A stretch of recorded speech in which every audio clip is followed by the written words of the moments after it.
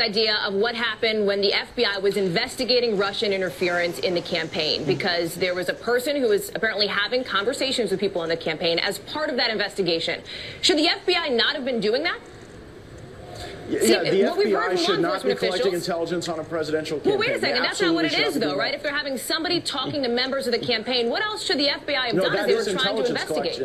That is one mechanism of intelligence collection. Well, wait a second. And there's a slippery slope there, Hallie. Once you go down the road of allowing political opponents to weaponize the intelligence community against each other, that's bad for Republicans and Democrats. So let me ask you that. You don't want to weaponize President Trump. You don't want to weaponize intelligence. Then why weren't any Democrats invited to this meeting tomorrow to review this intelligence? Should they have been?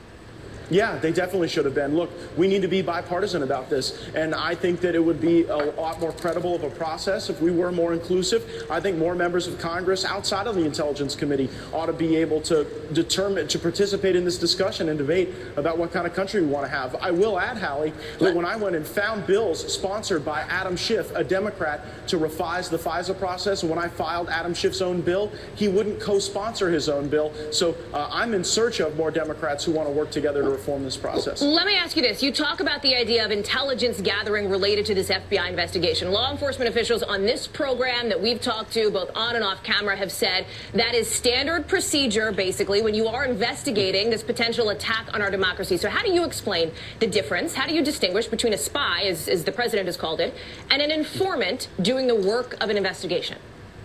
Well, it is not standard for political rivals to spy on each other. I know of no other time What in evidence American do you history. have that it was a political rivalry, Congressman? I guess that's what I'm getting at here. Because the evidence I would have for that are the text messages between Peter Strzok and Lisa Page saying the White House wants to be involved. The White House is running everything. You had people in the White House that were very interested and involved in the activities surrounding the Trump campaign. And if one of the tools that was used was the collection of intelligence by going and talking to people on the Trump campaign and trying to perhaps spy on them, perhaps engage in some other form of intelligence collection, my concern is that that crosses a red line.